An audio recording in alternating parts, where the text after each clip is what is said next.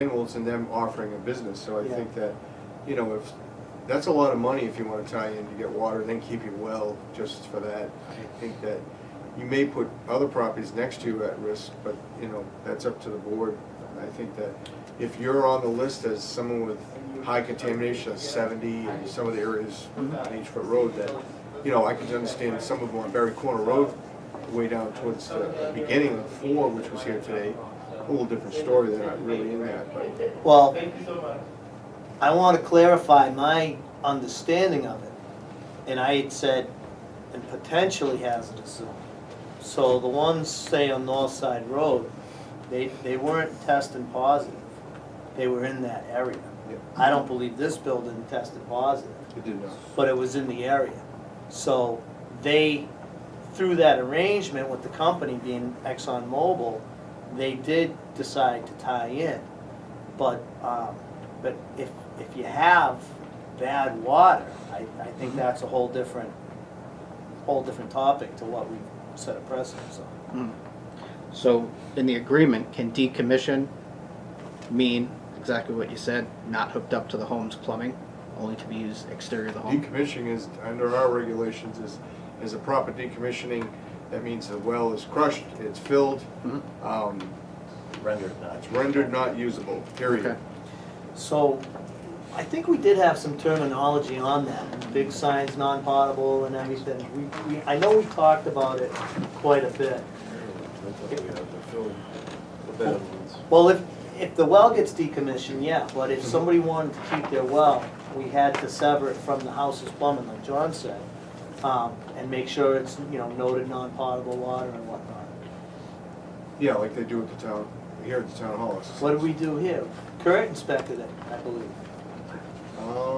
I know there's a sign out there, It non-potable. says non-potable. I believe when it was decommissioned, or I thought, I might be mistaken, but I thought Kurt was involved in that process when I think he that was, happened. yeah. So, And like I think, if we're here for public health, safety, and the environment, and someone has a high contamination, and they still, and they're reluctant to hook up, I think, after all this, that is not in the best interest. But like you said, if you set a precedent that someone doesn't have it and they want to use it, that's already been said on North Side Road, because there were some properties that were tied in that kept them, like you said, but they didn't have any contamination. right.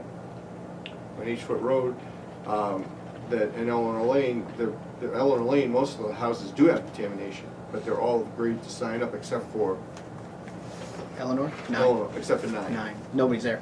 But everyone who has contamination has a POETS. You're right. So if they wanted to use that POETS And on the that thing is, water supply for the irrigation only, it's is that tough. acceptable to the board, and can they still get free water hookup? I believe, They're not gonna be able to. I believe, and I don't know because this isn't really through the jurisdiction of the Board of Health, but the arrangement ExxonMobil had, which is probably a completely different arrangement in this case, was if ExxonMobil tied you in, they decommissioned your well. Okay. That was their deal. Now, for whatever reason, I'm on the belief that that's how this is gonna happen, but I'm not certain on that. Can we find that out? Because that would answer the question. It's in That- the ACO. Then somebody else can pay to hook up to the I curb know stop. it's, if they and pay it, they're keep not it gonna if lie they to want. keep you well. Right, so basically, if you want to pay to tie in, you can keep your well. And you just pay to get to the curb stop and keep your well and redo your plumbing however you want. Very Okay. But expensive. the plumbing needed to be inspected. Yeah. Okay, I just need to give Yeah. people an answer. Well, Time Bond is here tonight, Mr. Chairman, to answer questions such as that. But I believe in the ACO, which I've read a few times, Yep. that if they're gonna pay, they're not gonna lie to keep you well. Okay. Great. That's in the agreement. But I mean, if someone's in, you know, is hot with the hits, I don't know. I guess we're gonna have to look at the data to see if there's anybody that is flagging Yeah, now that exactly. has not, that's not gonna And we're tie in. trying to concentrate, have a meeting on the 22nd again for 75% of the design plan. We're trying to concentrate on, and John and I discussed it, is going all the way further down to around the corner Theirs.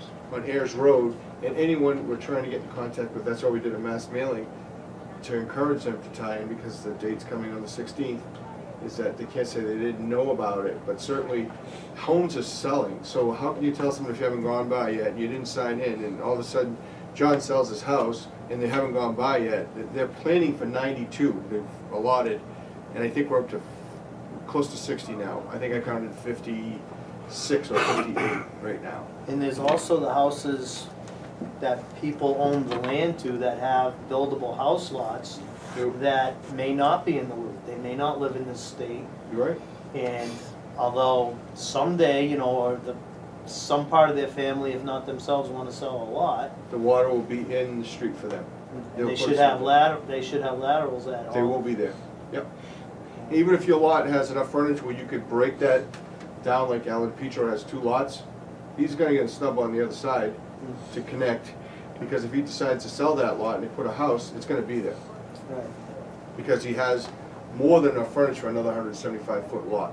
There's plenty of land. Right. He signed up, just like Steve Canty's lot, which is right next to him, same thing. But there are huge lots, you're right. You need to plan for the future, and that is in the design. That's something that Peter Boyer and myself and at the meetings, Ty and Bond have discussed, and we're making sure that they're all getting enough to that, encourage people to tie in. If that lot is sold, you build a house, that you're gonna be able to tie in. Of course, you have to pay for it, but it's gonna be there for you. Right. Cheaper than putting a well in. Tie it over. Yeah, well, if it's there, I mean, it's an opportunity, but I think that Ty and Bond's team is there tonight. Certainly, those questions can be asked. Well, with that being said, that gives us about 15 minutes to take a slight break and We can, I think we have to adjourn. adjourn and reopen a meeting. No, I think that Mary called down and it wasn't posted, so it's just a regular public meeting, which doesn't have to, it was not posted as a meeting, just a public. Public hearing. The public hearing, so. Okay. So we're adjourned here, but certainly, Then who opens it up down there?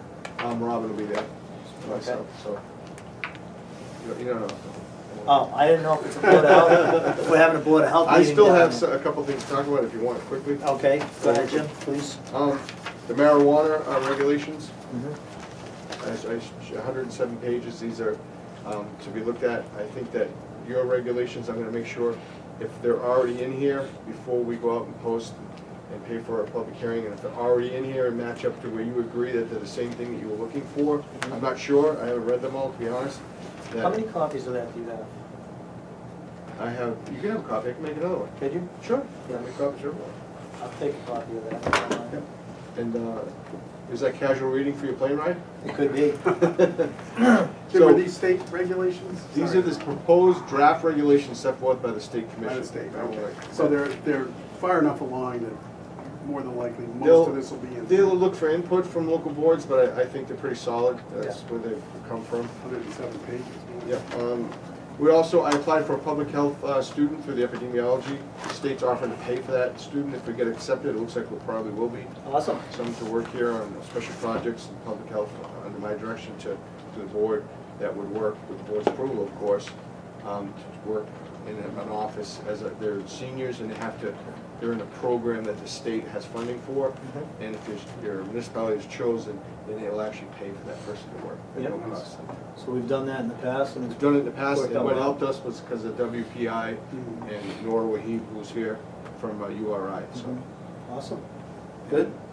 I'm on the MVP committee. We got a grant from the state. It's a municipal vulnerability preparedness program, and the board, we're gonna have a meeting in April where the board would have a table, and we'll discuss issues that we feel are concerns for the town, and it's an open meeting that only with invitation, and the board would have a table that if people want to ask questions and concerns to the board, that would be part of this study in April, so I'll keep you updated on that. Okay. And- Is that gonna be at one of the schools? No, it's gonna be downstairs. Okay. Yeah, downstairs. And that's all I have right now. So, just wanted to quickly update you on that before. Okay, so we're not going to have a board of health meeting down there, we're gonna adjourn this meeting. Adjourn, and you can still go, it's an open meeting for residents, so. Do we need to, how is that gonna work with a quorum? I assumed we were going down there, but she just got a call. What did Mary say to you? It's an informational meeting only for the residents, so there's no deliberating between the board or anything like that allowed. So, So we don't need to go. I strongly encourage you to go, but I think we should, close the meeting down there after that. Keep this Board of Health meeting open. you're the chairman. That's what I thought we were going to do, but, It's not posted like that on our agenda though. yeah, but the board has the right to. We have a posted meeting right now. So the board has the right to stay convened so you can discuss matters, and I believe then close, even though it's not posted there, you're just reconvening that. You've gone to selectmen's meeting and stated, that's a posted meeting.